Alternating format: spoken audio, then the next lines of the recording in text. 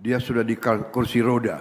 Mungkin dia merasa akan dipanggil Tuhan. Dia mengatakan, Prabowo, kalau suatu saat kamu berada dalam keadaan bingung dan ragu-ragu, ingat, selalu berpihak kepada rakyatmu.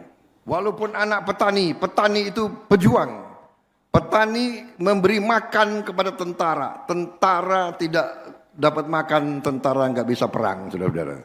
Jadi kemerdekaan Republik Indonesia dihasilkan oleh wong cilik, oleh petani-petani, oleh nelayan-nelayan, oleh kiai-kiai di pesantren, oleh guru-guru. Itu cara kita mendapat kemerdekaan. Jadi sekarang, hari ini, saya merasa gembira walaupun saya sadar perjalanan masih jauh. Cita-cita kita masih jauh. 29 juta rakyat kita masih belum punya rumah. Jadi Pak Ara kerja keras, ya. Semua menteri kita kompak, kita cari jalannya. Kalau ada kehendak pasti ada jalan, saudara-saudara. Negara kita kaya, tapi kita kadang-kadang harus koreksi diri. Kadang-kadang kita kurang pandai mengelola kekayaan kita. Sekarang harus kita kelola dengan baik. Kita harus tegakkan hukum, tegakkan peraturan. Negara harus hadir, tapi negara juga harus bersih. Pemerintah harus bersih. Pemerintah tidak bisa mengizinkan institusi-institusinya korup. Saya bertekad berusaha untuk membersihkan aparat. Karena aparat adalah yang akan meneruskan, yang akan memberi pelayanan kepada rakyat. Kalau yang memberi pelayanan tidak baik, tidak jujur, saya kira kekayaan terus akan tidak sampai ke rakyat. Jadi ini pelajaran dari semua negara, semua dunia. Ribuan tahun pemerintah yang bersih kunci kebangkitan suatu bangsa. Kesejahteraan akan datang manakala pemerintah kita bersih. Saudara-saudara sekalian, boleh kita anggarkan ratusan triliun, kalau itu tidak sampai ke rakyat, sangat sedih kita. Sangat sedih kita. Ya. Tapi saya terima kasih sekali lagi. Saya didukung menteri-menteri yang setia kepada bangsa dan rakyat. Saya minta ke mereka, jangan setia kepada Prabowo. Prabowo datang, Prabowo bisa pergi. Prabowo manusia. Setia kepada Republik. Setia kepada rakyat. Saya selalu cerita beberapa bulan sebelum almarhum ayah saya meninggal, Profesor Sumitro. Enggak tahu apa saya dipanggil. Dia hanya kasih satu pesan kepada saya. Dia sudah di kursi roda. Mungkin dia merasa akan dipanggil Tuhan. Dia mengatakan, Prabowo, kalau suatu saat kamu berada dalam keadaan bingung dan ragu-ragu, ingat, selalu berpihak kepada rakyatmu. Itu pesan beliau. Dan itu saya pegang. Tanya menteri-menteri, kalau dihadapkan dengan keputusan cara bertindak A atau B atau C, saya selalu tanya, mana yang menguntungkan rakyat kecil? Kalau yang A, ya A, jalankan. Kalau B, ya B. Kalau C, ya C. Karena pendapat saya kira-kira sama dengan ayah saya. Kalau orang yang kuat, ya dia sudah kuat. Sudah. Dia tahan banting, silakan. Tapi yang paling lemah, ini yang harus kita bela. Ini yang harus kita berdayakan. Tapi yang disampaikan oleh Pak Ara benar. Kalau yang paling lemah ini berdaya, ya dia akan hidupkan seluruh ekonomi. Ya. Saudara-saudara, makanya saya bertekad kita mampu menghilangkan kemiskinan. Kita mampu, saya sangat yakin. Tapi kita harus berhenti. Hentikan penyelundupan. Hentikan penyelewengan. Hentikan korupsi. Hentikan segala bentuk tipu menipu. Sudah lama kita jadi orang Indonesia, ya kan? Jangan markup gila-gilaan. Markup gila-gila sama dengan mencuri, saudara-saudara sekalian. Sama mencuri. Jangan karena pakaian bagus, pinter ngarang-ngarang di kertas, mau ngakalin pemerintah, ngakalin rakyat. Jadi saudara, sekali lagi terima kasih semua pihak yang berhasil hari ini, prestasi luar biasa, 50.000, 30 akad masal rumah subsidi. Dan ini, program ini dimulai dari Presiden SBY. Diteruskan oleh Pak Jokowi, saya teruskan, saya tingkatkan. Tidak ada pembangunan bangsa yang tidak dilakukan pada periode yang panjang. Kita di sini karena Bung Karno. Kita di sini karena Pak Harto. Kita di sini karena semua pemimpin.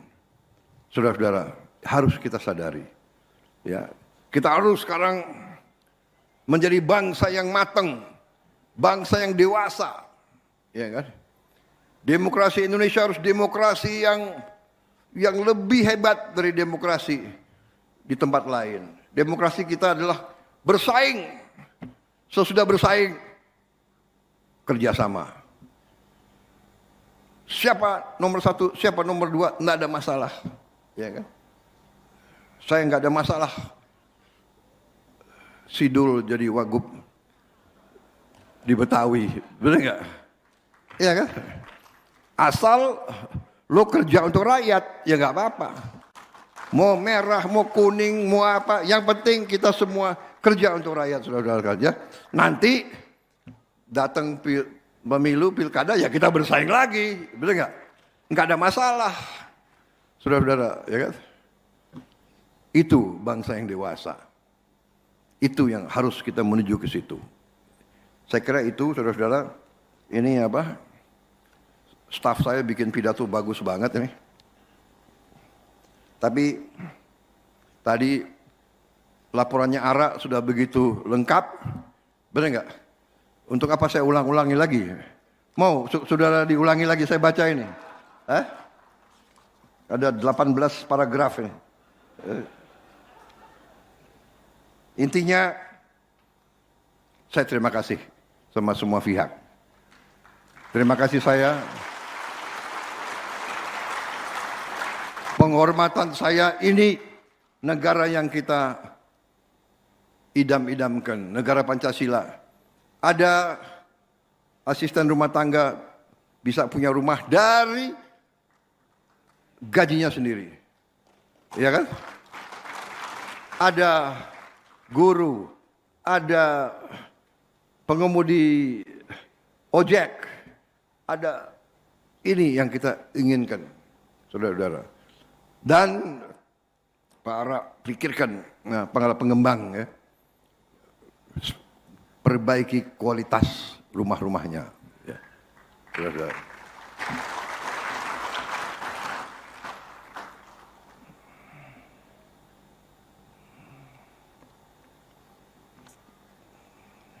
Terima kasih semuanya sekali lagi. Kita menatap masa depan dengan gagah berani. Pasti ada masalah, pasti ada tantangan. Semua kita hadapi dengan baik. bencana kita hadapi dengan kompak bersatu semua, TNI, Polri, BNPB, Basarnas, Pemda, semua bekerja, relawan, rakyat. Ada kontraktor yang mengatakan, jembatan Pak, jembatan ini kalau saya bangun 1 bulan, kita mampu bangun 7 hari. Mereka kerja siang malam. Kerja siang malam. PLN, Pertamina, desa-desa terpencil kita antar pakai helikopter. Penerbang helikopter mempertaruhkan nyawa. Daerah situ bukan daerah yang gampang. Kabut cepat turun.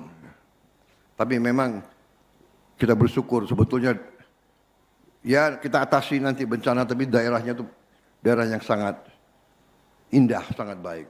Nanti saya minta stakeholder juga bupati, gubernur, saya akan kumpulkan sekarang nanti bagaimana caranya rumah kita bantu rakyat, tapi kita juga harus menjaga kebersihan. Kebersihan desa, kebersihan kecamatan, kebersihan kabupaten, kebersihan provinsi. Kota-kotanya harus bersih, harus asri, harus indah. Caranya bagaimana nanti kita diskusikan, ya. Jadi kota-kota itu harus indah. Saudara-saudara, salah satu penghasil devisa uang yang paling bagus adalah pariwisata.